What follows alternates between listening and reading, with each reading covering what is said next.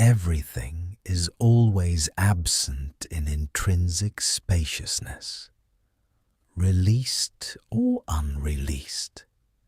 Everything is always absent in intrinsic spaciousness. In the pure presence of immutable sameness, at inception, spontaneously arising, everything is known in its intrinsic space. As it abides, spontaneously abiding, everything is known in its intrinsic space.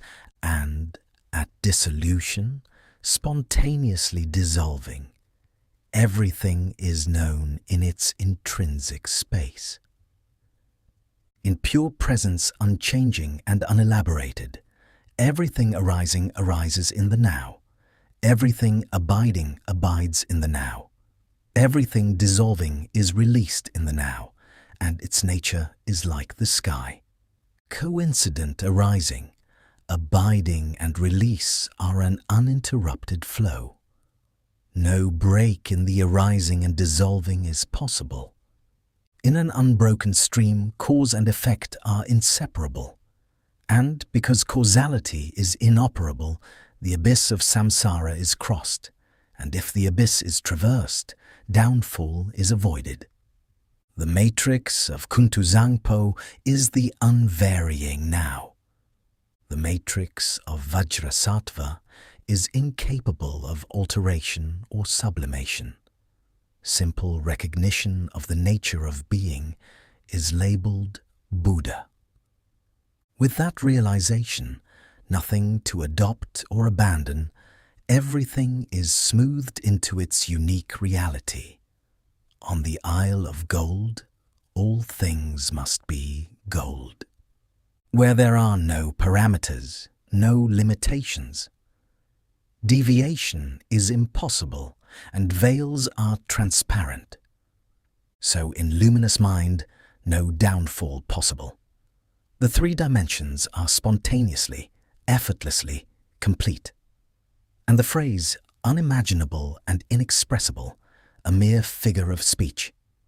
Sensory appearances undone, pure presence self-sprung shines out, and unveiled without inside or outside, appearances are transparent. In genuine, natural disposition, everything shines in supreme reality. Relaxing our body-mind in satisfaction, hanging loose, like someone who has nothing to lose, neither tense nor slack, the body-mind rests comfortably. No matter how we feel, we abide in the nature of mind. No matter how we live, we stay in the nature of mind. No matter how we move in the nature of mind. In luminous spaciousness, coming and going are impossible. No movement in the victor's dimension. Whatever we say reverberates as mind's nature. Whatever is expressed is articulated as mind's nature. In luminous mind, no verbal expression manifests, for the speech of the victors is ineffable. Whatever ideas emerge are thought as the nature of mind. Whatever concepts emerge are conceived as the nature of mind. In luminous mind, ideas and concepts never truly exist, for the mind of the victors is a thoughtless mind. Absence occurring as anything at all is the nirmanakaya. Enjoyment in the nature of mind is the sambhogakaya. The absence of any substantial ground therein is the dharmakaya. The three dimensions as fruition comprise the spontaneity matrix. In the spacious supermatrix of luminous mind, no discursive thought arises. If the ordinary mind is untrammeled by signs of perception, that is the vision of holistic Buddha.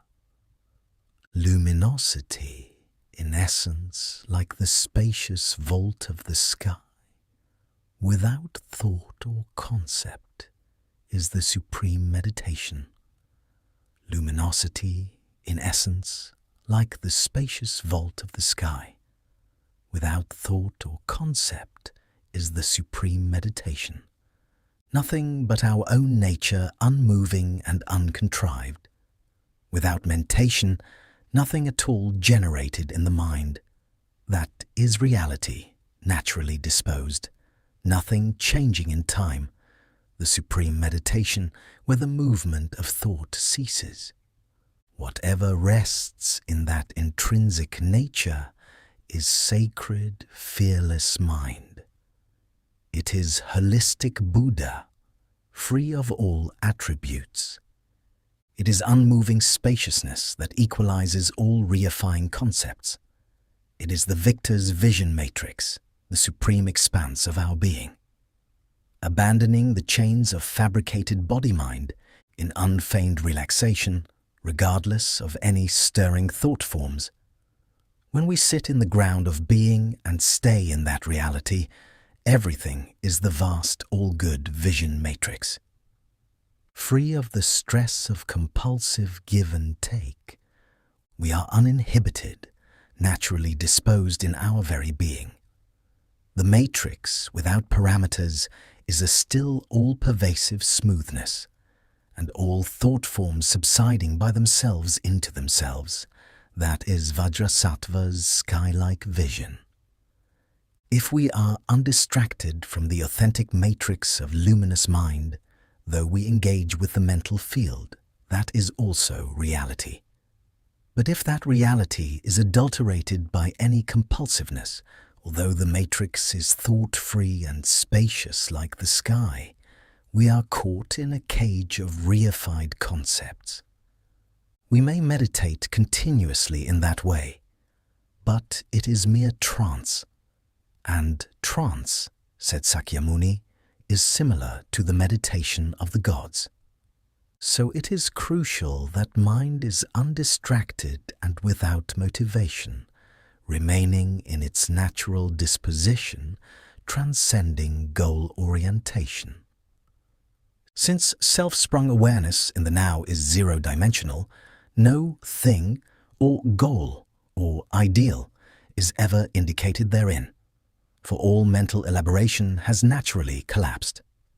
Intellectual stratagems and rational agendas have been abandoned, and we familiarize ourselves with the sublime, groundless expanse. The one holistic reality is self-sprung awareness in the now. The one holistic view is free of discursive opinions. The one holistic meditation neither lacks nor wants nothing. The one holistic conduct comprises non-dual giving and taking. The one holistic fruition detests moral preference. That is the self-sprung guru vision of spontaneity. The universe, material and spiritual, samsara and nirvana. All experience whatsoever is reality from the first. Since it cannot stray from self-sprung awareness itself, all experience is disposed as the ground of being. That is guru vision. Regarding reality appearing as a multifarious field without worrying about any perceptual disposition, simply rest in naturally disposed, non-pulsating mind, and we stay naturally in the reality that is the matrix of sameness. Regarding the forms of sensory appearance in a field of duality, by neither focusing the senses nor letting the gaze wander, free of a sense of self or an idea of other, we allow natural clarity to shine in vast, smoothed-out openness. In the vision of all identical, self-sprung awareness in the now, where free of pulsation, mind is expanded and heightened, experiencing integral space free of outside, inside, and in between. Blissful, clear contemplation, free of discursive elaboration, arises. Regarding the vision of reality unmoving in the quiescent ground, no outside, no inside exists, no elaboration of perceptual duality. And since there is no mind that fixates objects as other, nothing exists to get hold of, and no attachment to perception, and nowhere in samsara to take rebirth, there is only the sky. When the mind is not conceived as oneself within, there is nothing to grasp and nothing to become attached, and all habitual assumptions about conditioned existence subside, and the person to be reborn in samsara vanishes. At this point, where outer and inner are both like the sky, delusive experience cannot be conceived or imagined, and we have arrived at the Dharmakaya vision. Touching final resolution, coming and going now barred, we reach the supreme citadel of the Dharmakaya, the pure fields of the all-good, the all-saturating matrix. If pure presence of the now does not stray from the ground of being, familiarization with it precludes strengthened conditioned existence. And the karma and habit that perpetuate rebirth run dry? Causality resolved? We say that samsara and nirvana are identical, and being in neither conditioned existence nor peaceful cessation. We have arrived at the luminous heartcore that is definitely not a state of one-pointed calm abiding. It is the vision of natural great perfection.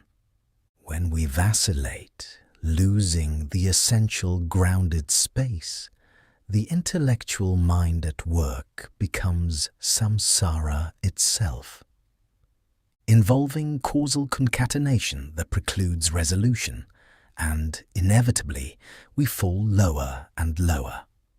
The supreme secret, the great perfection, on the other hand, never strays from intrinsic spaciousness, and the forms of its creativity naturally dissolve into their source. This vision is the vision of immutable sameness. In this vision, goal-directed endeavor is impossible. So, the view, for example, cannot be cultivated. Yet, out of this space where center and circumference are unified, creativity projects its display into another dimension, where it appears as the multifarious variety of the universe. Never say categorically that cause and effect do not exist. The complexity that arises from interdependence is incalculable. The states of samsaric delusion and nirvanic joy are incalculable. A mass of causes and conditions constitutes a sublime synchronicity.